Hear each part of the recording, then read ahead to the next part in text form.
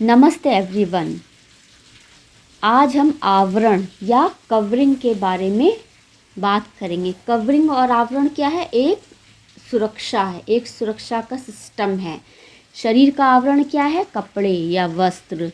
हम मौसम के अनुसार वस्त्र पहनते हैं, जैसे गर्मियों में कॉटन और सर्दियों में ऊनी वस्त्र पहनते हैं। शरीर की सुंदरता वस्त्र धारण करने से कितने गुना बढ़ जाती है। शरीर पर वस्त्र होने से हम कितना प्रोटेक्टिव महसूस करते हैं। लू से, गर्म हवा से बचने के लिए लोग हाथों को ग्लव से, सर को, चेहरे को कपड़े से ढक लेते हैं। वस्त्र धूप से हमें बचाता है। धूप से बचने के लिए कितने प्रकार के सनग्लासेस और क्रीम मार्केट में अवेलेबल हैं।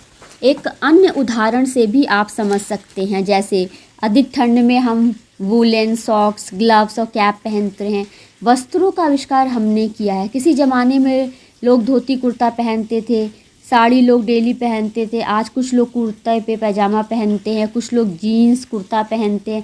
कहने का आशय यह है कि आज कितना सरल हो गया है। सब धोती साड़ी बांधने में कितना समय लगता है, हैबिट और प्रैक्टिस पर डिपेंड करता है।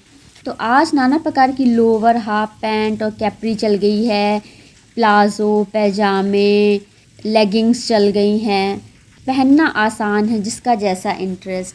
धीरे धीरे आज ऐसा युग आ गया है कि आपको कुछ ज़्यादा करने की ज़रूरत नहीं है।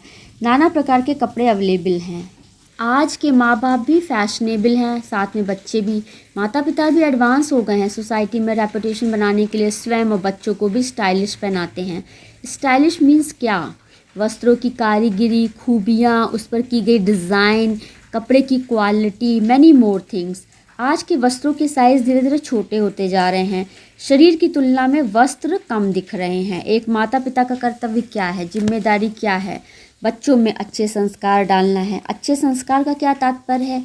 अच्छी बोलचाल, अच्छा व्यवहार, ईमानदार होना, मेहनती होना, कार्यकुशल होना, ईर्ष्या, लालच, घमंड, दुर्भावना से दूर रहना है। अच्छे संस्कार में क्या ठीक से कपड़े पहनना नहीं आता है? अतः शरीर का आवरण वस्त्र है। वस्त्रों से शरीर को सुरक्षा मिलती है। आपने देखा है क्या सभी लोग सड़कों पर नंगे पैर चलते हैं? पैरों को सुरक्षा चप्पल, जूतों, सैंडल आदि से मिलती है। प्रकृति में नाना प्रकार के उदाहरण हैं। सर्वप्रथम प्लांट सेल में सेल वॉल होती है, एनिमल सेल में नहीं। आप सेल स्ट्रक्चर आप पढ़िए। एक बायोलॉजी का स्टूडेंट, एक साइंस स्टूडेंट अच्छी तरह से जानता है किस तरह से ऑर्गन्स को सुरक्षा मिलती है प्रोटेक्टिंग कवरिंग के द्वारा। फलों के उदाहरण ले लीजिए। फलों का छिलका फलों को सुरक्षा देता है। फलों के छिलकों को छीलकर फलों को कुछ देर तक ऐसे रख दीजिए, देखिए कितनी जल्दी ख़राब हो जाते हैं। नारियल का उदाहरण, सॉलिड शेल होती है। संतरा, तरबूज, खरबूजा, लीची, बहुत से फल हैं। सभी फलों और सब्जियों में छिलका होता है। कुछ फल छिलके के साथ खाते हैं, कुछ फल छिलके छिलने के बाद खाते हैं। फूलों में आप देख लीजिए किस तरह से ईश्वर ने फूलों की संरचना बनाई है। फूलों को भी सुरक्षा मिलती है। घर की चारदीवारी हमें सुरक्षा प्रदान करती है, हमें धूप से, हवा से, बारिश से बचाती है। घर में पर्दे होते, पर्दों का कार्य वही है। पर्दे कमरे की सुंदरता भी बढ़ाते हैं और प्राइवेसी भी। किताबों और कॉपियों पर हम कवर चढ़ाते हैं। क्यों चढ़ाते हैं? जिससे उनकी लाइफ बढ़ जाती है। कवर चढ़ाने से किताबें, कॉपी गंदी नहीं होती। आजकल तो वाटरप्रूफ ब्राउन पेपर भी अवेलेबल हैं। छोटे छोटे उदाहरण हैं। मोबाइल में मोबाइल कवर लगाते हैं, टेबल क्लॉथ यूज़ करते हैं, वॉशिंग मशीन में कवर लगाते हैं। कवरिंग से क्या होता है? कवरिंग से धूप से, खुले में, गंदगी से, धूल से, डस्ट से सुरक्षा मिलती है। आज मार्केट में नाना प्रकार के प्रोडक्ट अवेलेबल हैं जो प्रोडक्ट की लाइफ बढ़ाते हैं। फिर आज सोशल मीडिया में, फंक्शन में, हॉस्टल्स में, कॉलेज में, यूनिवर्सिटी में, डिफरेंट टाइप ऑफ सेरेमनीज़ में लोगों ने किस तरह के कपड़ों की स्टाइल फॉलो कर रहे हैं। आज एडवांसमेंट के नाम पर क्या क्या हो रहा है। बड़ों का लिहाज और शर्म ख़त्म हो गई है। कोई रिस्पेक्ट, ऑनर नहीं रह गया है। जिसकी जो मर्जी है वह खा रहा है, पहन रहा है। एक केबल का एग्जाम्पल ले लीजिए। तार को कवर रखते नहीं तो करंट लग जाता है। ठीक उसी प्रकार आत्मा का आवरण शरीर है, जो कि पंचकोश की है। आत्मा शरीर धारण करती संसार में आने के लिए। Physical body, energy body, astral body, mental body और कॉजल बॉडी। ईश्वर ने आत्मा को पंचकोश के बनाया। आत्मा एक शुद्ध चित आनंद स्वरूप है। हमारी सोच, हमारी लाइफ स्टाइल, हमारा खान पान, हमारे कर्मों का, हमारी इच्छाओं का असर इन सभी बॉडीज़ पर पड़ता है। एनर्जी बॉडी में डिफेक्ट आते फिजिकल बॉडी बीमार पड़ जाती है। इसीलिए कहते हैं इन्फेक्शन से, गंदगी से दूर रहना चाहिए। हर चीज़ का कॉज एंड अफेक्ट होता है। हमारे कर्मों का फल शरीर को मिलता है। अच्छे कर्मों का फल एक स्वस्थ शरीर होता है, जबकि बुरे कर्मों का फल शरीर को सफ़र करना पड़ता है। एस्ट्रल वर्ल्ड में ऐसे एनर्जी बीइंग्स होते हैं जिनके पास शरीर नहीं होता।